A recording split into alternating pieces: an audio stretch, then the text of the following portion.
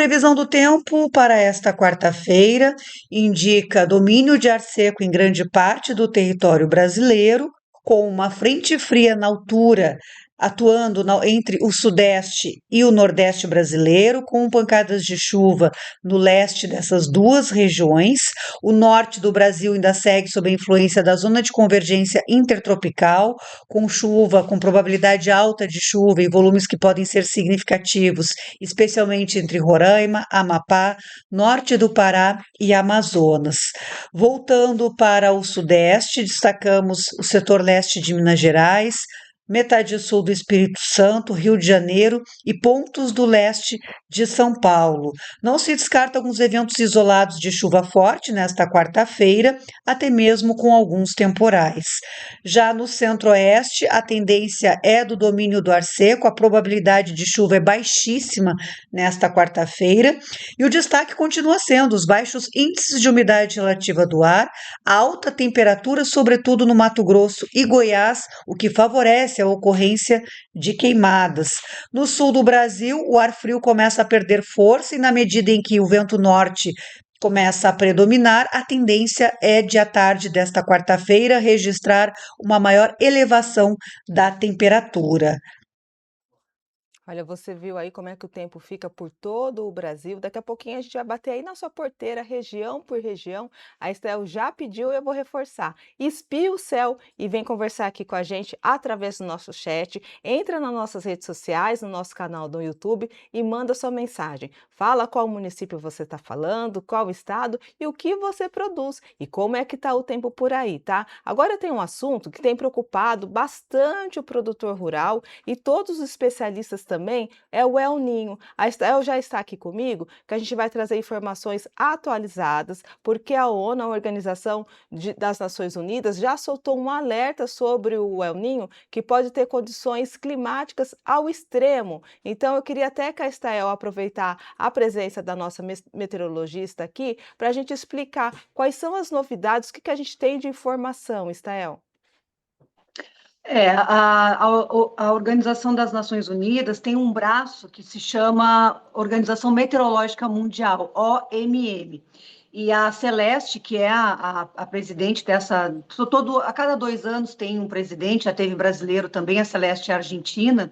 Então, ela fez um pronunciamento ontem falando do papel do El Niño no mundo inteiro, porque a Organização Meteorológica Mundial é que regula os centros de meteorologia no mundo inteiro, como é que são os sistemas de medição, então dá um norte, assim, de regulamentação da meteorologia no mundo inteiro. Então ela trouxe ontem um pronunciamento importante, alertando sobre esse El Niño, que tem potencial de ser forte, que a gente já vem falando aqui já bastante na Notícias Agrícolas, não é novidade que 2026 terá um El Niño, não é novidade que há potencial, probabilidade de ser um El Niño forte, e diante deste quadro, e também dos oceanos de todo o planeta mais quentes, então a Celeste ela fez um pronunciamento ontem, trazendo esse cenário para todos os países, e principalmente aqueles países que sofrem já muito com seca, com estiagem, a grande preocupação também com a segurança alimentar diante deste cenário, e por outro lado, aquelas outras regiões que sofrem com enchentes, com inundações, com chuva acima da média,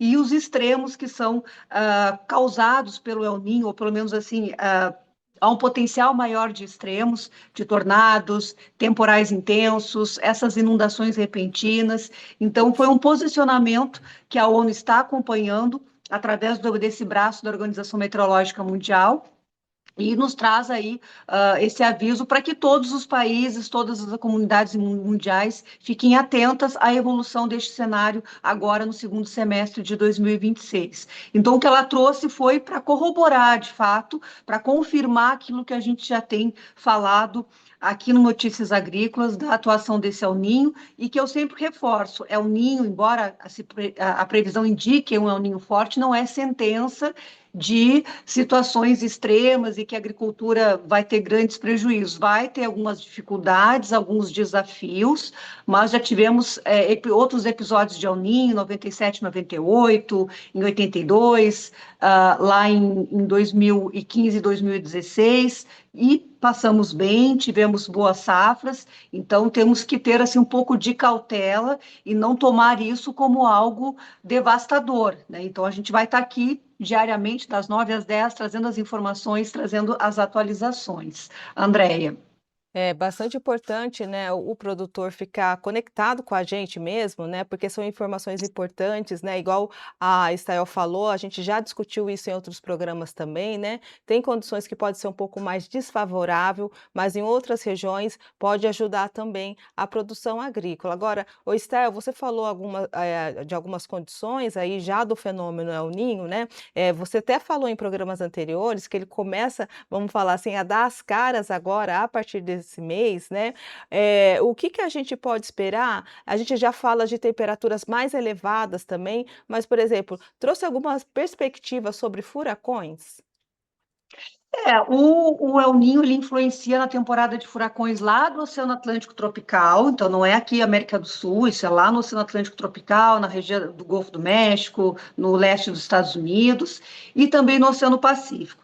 O impacto que o El Niño tem na temporada de furacões no Oceano Atlântico é reduzir a temporada de furacões, então não quer dizer que não vai ter furacões, mas numa proporção praticamente metade aí, do que costuma ocorrer.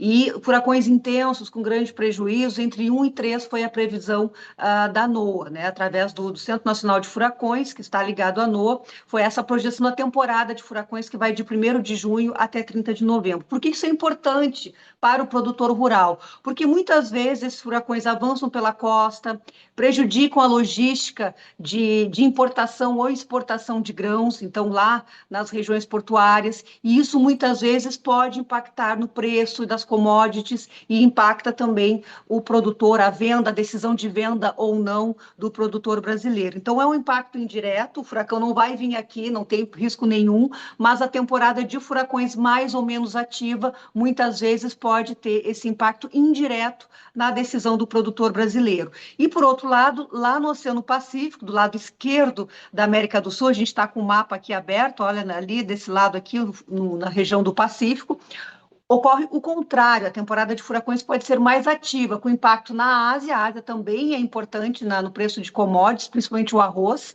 e outras commodities também, tanto no sentido de importação quanto importação. E os furacões lá no Oceano Pacífico pode ser mais ativa a temporada, tanto do lado da região na região asiática, quanto também na região da América do Norte, dos Estados Unidos, ali na região do México, na região também na região da Califórnia, naquelas outras áreas na direção do Oceano Pacífico. Então, num mundo globalizado, a gente precisa estar atento a tudo, não só olhar para a nossa cidade, para a nossa lavoura, mas entender que o clima global ele também pode favorecer, ganhando preço nos commodities, que muitas vezes aqui a gente está num momento em que a agricultura está muito cara, né, com fertilizantes em alta, com toda a questão geopolítica influenciando.